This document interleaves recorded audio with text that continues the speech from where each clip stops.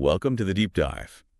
Today, we're tackling something that, well, I think touches pretty much everyone. Procrastination. Mm-hmm. It's that universal drag on our productivity, right? The Yeah. thing that keeps us from those goals we're aiming for. That's right. And for this exploration, our guide is hello and welcome to Speak English and No More 2.pdf. It offers a really relatable perspective through its conversational approach. Yeah, exactly. So our goal today is to really pull out the most useful strategies, the insights from that conversation, giving you concrete ways to understand and hopefully start to get a handle on procrastination. Right. Not just theory. Definitely not just theory. We want you to finish this deep dive with practical steps you can actually use. Okay, let's unpack this. Where do we start? Well, the source material kicks off by looking at why we put things off, the roots of it. It highlights fear, a lack of motivation, and also perfectionism as some key drivers. Fear, huh? Uh, That definitely rings true. The source touches on feeling completely sort of swamped by a task, Yeah. which I know I've felt. That huge to-do list or a project that just feels massive. yeah. It can be paralyzing. It can.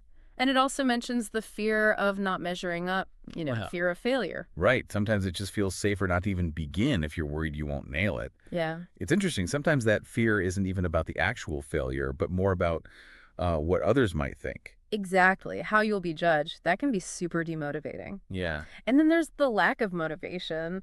The source implies, sometimes we just struggle to get started or keep the energy up. It's that gap, isn't it? Between knowing what needs doing and actually feeling like doing it. Precisely. And it's not always simple laziness either. Sometimes it's because we feel disconnected from the task. Maybe we don't see the point or the value isn't clear. Yeah. And perfectionism, that's a tricky one. It really is. The source suggests it creates this kind of all or nothing mindset. Like, if I can't do it perfectly right now, I'll just wait. Yeah, waiting for that magical perfect moment that, spoiler alert, never actually arrives. Right. Makes you wonder about the anxiety behind that, the pressure we put on ourselves. And what's really key here, the source emphasizes that understanding these underlying reasons, that's the absolutely essential first step. Okay. You can't really fix the problem effectively if you don't know what's actually causing it for you. That totally makes sense. And the conversation in the source also points out the real world impacts, doesn't it? Like missed deadlines, lost opportunities, and just loads of unnecessary stress. Oh, definitely. We've all been there, that last minute scramble or kicking yourself for not starting sooner. Yeah. So understanding the why and seeing the consequences really sets the stage. Okay, so we've looked at why this happens. How does the source suggest we actually break free? Absolutely. And that brings us nicely to the strategies the source offers for, breaking that cycle.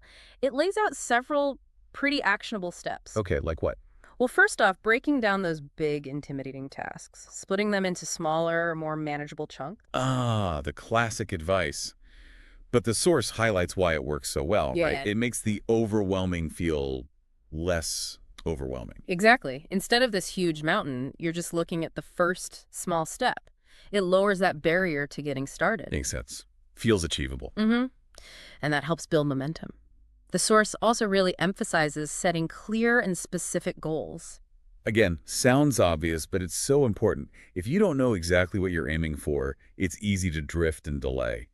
Clarity is key, as the source puts it. It really is. And then there's creating a schedule. That structure can be incredibly helpful in fighting that urge to put things off. So actually blocking out time for specific tasks. Yes, making them feel more concrete, less like this vague thing you'll get to eventually. Right. If it's in the calendar, it's like an appointment with yourself. You're more likely to honor it. True. The source also introduces the Pomodoro technique. Have you used that? I've heard of it, yeah. The timer thing. That's the one. Working in focused, 25-minute bursts, intense concentration. Then you take a short 5-minute break. Okay? And after maybe 4 of those cycles, you take a longer break, 15, 20 minutes. It works because it taps into how our attention naturally works. Plus, those short breaks really help reset things. Interesting. Okay, so we understand the why a bit better, and we've got some starting strategies. But staying on track, keeping that motivation going, that's often the real hurdle, I find. Definitely. And the source moves right onto that, how to fuel your focus and motivation. Good. What does it suggest? Well, what's interesting is the emphasis on positive reinforcement, like celebrating even small wins. Ah, okay. So Acknowledging your progress, even if it feels minor. Exactly. Creates this positive feedback loop in your brain like, hey, I did that thing. I like that, like giving yourself a little mental high five. Keep going. Precisely. The source also mentions finding accountability. Right. Telling someone else, maybe. Yeah, that can be really powerful. Sharing your goals or having some system where your progress is tracked, maybe even visibly to others, it just adds that little bit of external pressure or support to stay committed. Knowing someone else is kind of watching, or at least aware, that can be a strong motivator. It can. And rewards. The source suggests rewarding yourself for making progress. Oh, I like the sound of that. Yeah. It doesn't have to be huge, you know? Hmm. But that little treat or break can make the whole process feel a bit more enjoyable, encourages you to keep moving, makes the journey less of a slog. Makes sense. Make it feel good along the way. Absolutely. Now, the conversation in the source then shifts quite naturally to a major obstacle for pretty much everyone, distractions. Oh, the constant battle. Tell me about it. What strategies does the source offer there? Well, starting with something super practical, turning off notifications. Yes. Simple, but maybe the hardest. Those pings and buzzes just shatter focus. They really do. It's about intentionally creating an environment for focused work, which leads to the next point, finding a quiet workspace. Okay, minimizing those external interruptions. Makes a huge difference in your ability to concentrate. And what about the digital temptations, the internet rabbit holes? Yes. For those, the source suggests using website blockers, a more proactive approach to stop yourself from wandering off when you really should be working. Putting up some guardrails for yourself. Kind of. And what's interesting is how the source acknowledges the double-edged sword of technology. It can be a massive distraction. Understatement. Right. But it can also be an incredibly valuable productivity tool. The key takeaway seems to be about being intentional, using tech wisely, with boundaries. So being in control of the tech, not the other way around. Exactly. You dictate when and how you engage. Now, flowing from that, the conversation turns to something really fundamental for long-term success against procrastination, cultivating self-discipline. Oh, the bedrock. You could say that. The source identifies it as crucial, and it reinforces some things we've touched on, like setting clear goals that gives your discipline a direction, right? Yeah, something to aim that discipline at. Precisely. And establishing a routine. The source explains how structure in your day builds discipline over time, when tasks become regular. They become habits? Exactly. They require less conscious effort, less willpower just to get started. It's about automating some of it. Okay. The source also highlights tracking your progress again, here in the context of strengthening self-discipline. Seeing how far you've come is powerful reinforcement. Right. It proves to yourself you can stick with it. And does it get more specific on how to build that discipline?